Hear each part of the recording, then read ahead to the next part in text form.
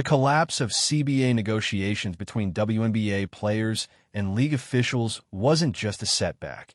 It was a direct confrontation with economic gravity. At the heart of the impasse is a philosophical split. Players demand a slice of league revenue, while the league insists it can't share what it doesn't truly have.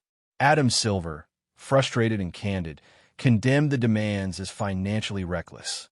If you're here for the real story and not the filtered version, subscribe.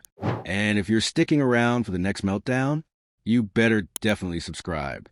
Even with new salaries soaring past $2 million and average compensation jumping over 600%, players' refusal to budge on revenue sharing reflects a deeper struggle, not just for money, but for recognition and parity with their NBA counterparts. But reality doesn't negotiate with ideals. The WNBA's operating model is delicate. Franchises are difficult to sell, expenses rival the NBA, and income barely covers costs. A strike or season cancellation would decimate the league's momentum and could shut its doors permanently. In this context, Silver's remarks, while blunt, underscore a critical point. Sustainable growth requires compromise. Players face a pivotal decision: accept an imperfect but transformative offer, or risk the league's future chasing a revenue model it can't yet. Adam Silver didn't hold back. In a rare moment of direct frustration, the NBA commissioner publicly called out WNBA players, specifically Caitlyn Clark, as greedy, following the abrupt collapse of collective bargaining agreement talks. It wasn't a vague reference. Silver made it clear that while he supports growth and investment in women's basketball, the league couldn't survive on demands that ignore financial reality. His comments lit a fire across sports media. A 600% increase in salaries wasn't enough.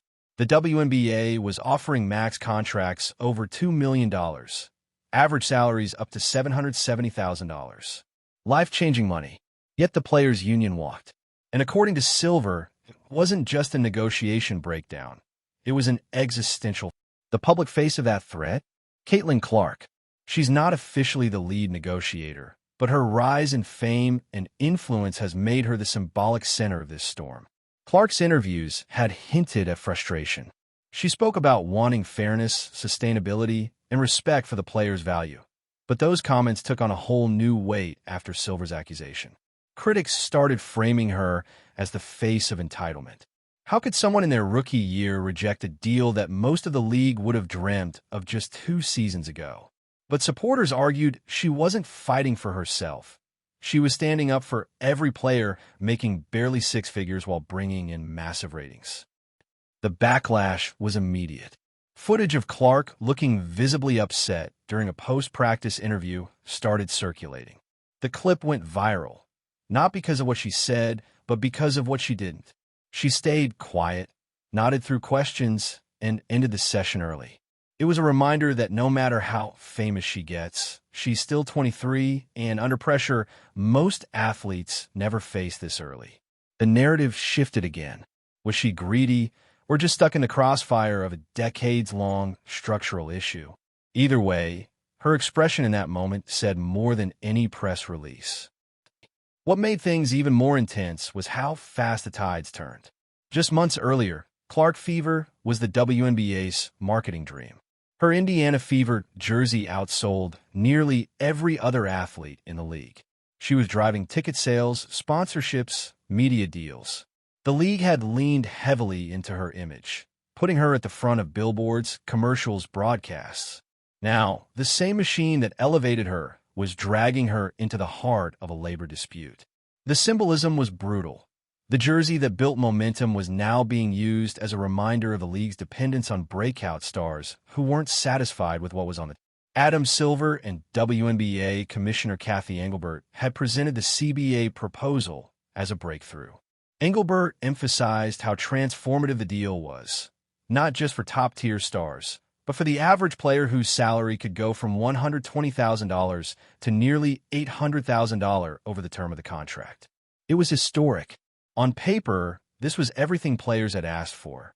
But when revenue sharing was left out, negotiations fell apart. Silver framed the players' demands as a step too far. The league operates at a loss. The NBA pumps in subsidies just to keep things running.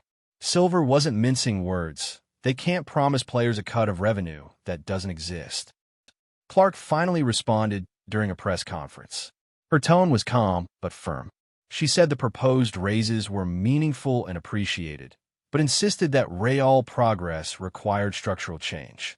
She didn't mention Silver by name, but it was clear who she was talking to. Revenue sharing wasn't about greed, she explained. It was about fairness. The league says there's no profit, but players are expected to sacrifice more than anyone to build the product. Without them, there's no league. So how is it fair to lock in a financial model that cuts them out of the upside if growth ever happens? Clark clarified that she wasn't trying to blow up the league. She wanted it to survive, but not at the expense of players being asked to settle for just enough. She said she knew the stakes. Everyone did.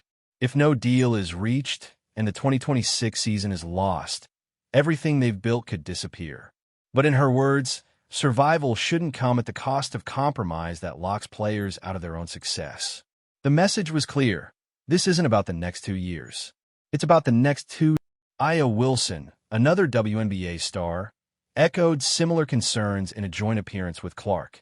They weren't always aligned, but in this, they spoke as one. Wilson noted that while the proposed contract would finally make being a WNBA player financially sustainable, it didn't guarantee future security. Most of the players still earn less than they could overseas. She pointed out that league revenue has grown, but that hasn't translated into player equity. It was a reminder that the push for revenue sharing isn't about today's dollars. It's about long-term power. They want a stake, not just a... Engelbert responded publicly again, this time with a more defensive tone. She emphasized the WNBA's losses and rising operating costs. Flights, healthcare, arenas, team staff. These expenses don't scale down just because revenue is low. According to her, the current business model doesn't support the level of revenue share the union is asking for. She pointed to the TV deal, $200 million a year. Most of that is eaten up by expenses. What's left isn't enough to split. The message, the players aren't wrong for asking, but the league isn't in a position to... Throughout the back and forth, Clark stayed composed, but you could see the toll. Her face during interviews said it all. Stressed, serious, trying to balance being the face of a movement with being the target of a very public dispute. It's a strange contradiction. The same visibility that made her indispensable also made her expendable. She's young, but now she's leading a fight that could define the future of an entire league. She didn't ask for that role, but now there's no backing out. The pressure isn't just financial, it's physical too. Every week, Clark is at the center of headlines about hard fouls, body checks, and the question of whether she's being targeted. There's a brutal irony in how she's expected to carry the league forward while getting knocked to the floor on a regular basis. This, too, became part of the narrative. If the league can't even protect its star player, how is it ready to offer long-term financial equity? Clark's bruises became a symbol. One that said the league demands everything from its players while giving just enough to keep them going. Her on-court stats didn't dip, but the weight of the CBA drama showed in her game. Every three-pointer, every fast break, every stare down carried more weight. She wasn't just playing basketball. She was representing a generation of players trying to rewrite the rules. Each shot was another headline. Each assist became political. Every missed layup was dissected online, not for its athletic value, but for what it meant in the middle of a labor standoff. The game had changed, and not necessarily for the better. Sources confirmed that Engelbert and Clark had met privately at least twice during the negotiations. The mood? Frosty. Engelbert reportedly pushed Clark to see the broader picture, what it takes to run a league, not just play in one. Clark pushed back. She reminded Engelbert that every sold-out arena, every media contract renewal, every boost in engagement metrics, they weren't coming from front office meetings. They were coming from players, and they weren't getting their cut. Not really. Photos from Clark's recent match became a sort of visual manifesto. There she was surrounded by fans, swarmed by media, standing in front of banners with her own face on them. It looked like a celebration. But behind the scenes, the mood was tense. Every smiling image was matched by a quiet moment of exhaustion.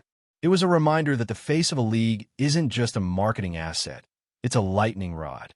And at the moment, that lightning was everywhere. In a recent matchup against Paige Buchers, the tension bubbled over. Both players knew the stakes extended beyond the scoreboard. This wasn't just a rivalry. It was a preview of what the league could be if it survives the current crisis. They played like stars, and the crowd responded. But afterward, Buchers made a subtle comment that caught attention. We're building something here, but it's hard when the foundation isn't stable. It wasn't a direct shot at the league, but everyone got the message. Aya Wilson held a press conference of her own and didn't mince words. She acknowledged the improvements in the new proposal, but said they were a Band-Aid on a broken system. Her frustration wasn't performative. She talked about teammates who had to take second jobs or go overseas just to stay in the game. Wilson challenged the league directly. If you're going to use us to sell this product, then stop treating us like we're lucky to be here. The crowd applauded, but the front office, her next game against the Mercury, was explosive. Not just in terms of stats. Wilson dropped 32 points, but in energy. She played like someone with something to prove. Post-game interviews focused less on the game and more on the CBA. Reporters asked whether her performance was a statement. She didn't deny it. We're showing you every day why we deserve more, she said. If you don't see it by now, you're choosing not. Meanwhile, Adam Silver doubled down. In a follow-up interview, he clarified that his greedy remark wasn't meant to vilify players, but to expose the reality of running an unprofitable league. We're not saying no forever, he added. We're saying not yet. But for players like Clark and Wilson, not yet isn't good enough. They're giving the league everything: talent, time, their physical health. Being told to wait for a future that might never come doesn't land the way Silver thinks it does. In a brief reprieve from basketball, Clark appeared at a celebrity golf match with LPGA players. On the surface, it was a lighthearted event, but the underlying conversation didn't stop. Interviews kept circling back to the CBA. Clark admitted that, even there, people were asking what was going on behind the scenes. Everyone wants to talk about money, she said. No one wants to talk about sacrifice. Even her off-court appearances were being used to push the larger message. Then came a scare. Clark went down awkwardly during a game. An ankle tweak that turned out to be minor, but for a few minutes, it felt like the whole league held its breath. What if she had been seriously hurt? What if the face of the WNBA was suddenly sidelined during its most fragile moment? It was a gut-check moment for everyone involved. This league is built on the bodies of its players. And if those bodies break down while negotiations drag on, what exactly are we left? Sue Bird weighed in next. The retired legend who helped build the league into what it is today tried to thread the needle. She praised the players for demanding better, while also reminding them how fragile league infrastructure can be. We've come a long way, she said, but the money still isn't where it needs to be. That said, you don't want to burn the house down to prove you deserve to own it. Her words landed somewhere between warning and wisdom. An elder stateswoman trying to keep the fire lit without letting it consume the foundation. Clark responded days later during an appearance at a community event. She said she appreciated Bird's advice, but clarified that this wasn't about setting the league on fire. It's about fixing the plumbing, she said. We're not trying to destroy something. We're trying to make sure it lasts. She was steady, careful, and composed. The message was starting to crystallize. No one wanted to kill the league. They just didn't want to keep propping it up with silence and sacrifice while the system stayed. Still, Silver wasn't budging. In another press scrum, he rattled off numbers: operating costs, sponsor projections, loss margins. It was a cold, calculated defense of the league's position. You can't give away revenue that doesn't exist, he said bluntly. He also emphasized the risk to franchise health. If the WNBA allows revenue sharing now, in its current financial state, owners might start exiting. He referenced the Connecticut Sun drama, the inability to sell teams at fair market rates.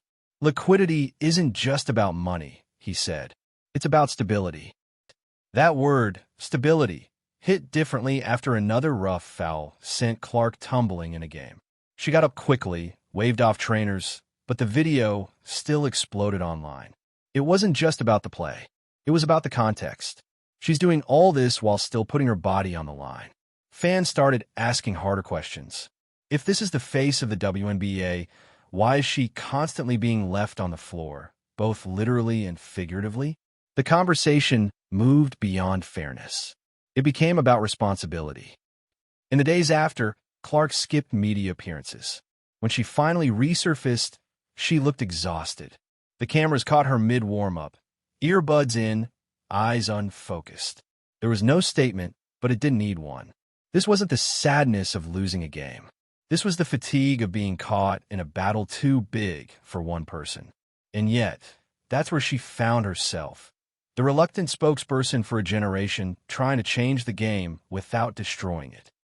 Engelbert, for her part, tried to soften her tone. In a TV interview, she reiterated her belief in the players and emphasized how historic the proposed raise truly was. This isn't a small bump, she said. It's transformative. She highlighted that even without revenue sharing, the deal offered six-figure earnings for bench players, seven figures for stars, and a model with upside potential. She made it sound like the dream was finally here, just not wrapped in the exact package the players. Diana Taurasi, never one to shy away from a moment, jumped into the conversation with her usual candor. She stood firmly on the side of the players, saying the lack of revenue sharing kept them locked in the past. It's hard to build the future when your paycheck depends on the mercy of the league, she said. She also defended Clark from the heat. You can't ask her to be the face of the league and then act shocked when she leads. It was a rare moment of unity between generations, and a reminder that the core issue had nothing to do with age or... As the next game tipped off, photographers snapped shots of Clark doing what she does best, hooping. The camera lens caught her crossing over defenders, sinking step-backs, and barking out plays like nothing was happening off the court. But the backdrop wasn't invisible. You could sense the tension. The league wants to keep showcasing her brilliance while skimming past the labor fight. That balancing act is getting harder. Every bucket feels like it comes with a disclaimer. By the way, none of this is... Wilson addressed that elephant directly. In a podcast appearance, she said the league was trying to have it both ways, profiting from player personalities and popularity while freezing them out of long-term equity. You can't build an empire on people you treat like temps, she said flatly. She pointed out how many players are still signing overseas contracts in the offseason, chasing financial security the WNBA hasn't offered. They talk about transformation, Wilson said. We're still living on the... A viral close-up of Clark in that game said it all. Sweat dripping, jaw clenched, locked in. But behind her eyes, you could see it. This wasn't just about points. It was about principle. And maybe that's what makes this whole moment so volatile. The league finally has the spotlight. But instead of celebrating growth, it's being forced to reckon with the cost of catching up too slowly. Clark finally sat down for a long-form interview, one of the few times she spoke uninterrupted about the situation. She didn't rant. She didn't cry. She laid it out clearly. This is the most important fight of our generation. Not because we don't appreciate what's on the table, but because we know how much more is possible. She acknowledged that the $2 million offer was a leap forward. She wasn't dismissing it, but she made it clear that a raise without rights is still a ceiling. She talked about the younger players, the rookies entering a system that could either empower or limit them for a decade. We're not negotiating for now, she said. We're negotiating for them. Silver responded again, this time more cautiously. The backlash to his greedy comment had caught up to him. In his next appearance, he backpedaled slightly, emphasizing his support for player growth, but doubling down on the economic realities. He insisted that if players wanted revenue sharing, they need to help grow the pot first. We're not enemies, he said, but we have to be responsible stewards of the league. And that means aligning dreams with dollars. That same week, Engelbert and Clark shared a tense moment courtside. Cameras caught them in what looked like a brief, stiff conversation before tip-off. No smiles, no handshakes, just a nod and a turn. It summed up the state of things. Both women want this league to thrive, but they're standing on opposite sides of a crack that keeps widening. One holds the keys to the business. The other holds the hearts of the fans. And right now, those two powers are locked in a standoff. Meanwhile, Clark's Indiana Fever jersey remained the best-selling WNBA item on the market. Every time she laced up, kids in the stands were a number. Parents shelled out for tickets. Media trucks followed her everywhere. But all that momentum has a cost. The league is profiting off her image at peak saturation, while she's in the middle of telling them the system behind it needs to change. It's hard to cheer for progress when it's built on. The game that followed was another clinic. Clark dropped 28 points and 11 assists. No theatrics, just surgical execution. But if you watch closely, you could tell this wasn't just competition. It was a message. She wasn't going to let the noise slow her down. But she wasn't going to let people forget what this all meant, either.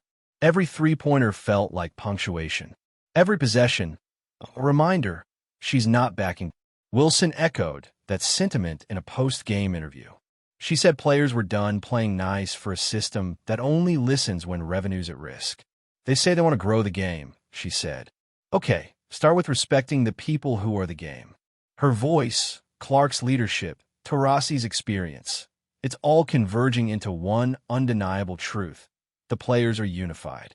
They may not win every battle, but they're done accepting crumbs. The message is loud, and it's not going away. As the dust settled on a wild week, Clark took one last question from reporters. What happens if there's no deal? She paused, looked straight ahead, and said, then we risk losing everything we've built. And if that happens, no one wins. There was no drama in her voice, no theatrics, just a calm understanding that the moment is bigger than her, bigger than any one player. This isn't about chasing millions. It's about building something that lasts. And that's the bottom line. The league is at a tipping point. It has the players, the audience, the momentum. What it doesn't have yet is trust between the people who built it and the people who run it. Whether they find that trust or let the divide widen could define the future of women's basketball forever. If you've been watching this unfold, drop your take below. Do you think the league should hold the line? Or should the players keep pushing? Either way, hit that like button, share this video with someone who's been following the drama, and make sure you're subscribed. We'll be keeping you updated on everything the WNBA won't say out loud.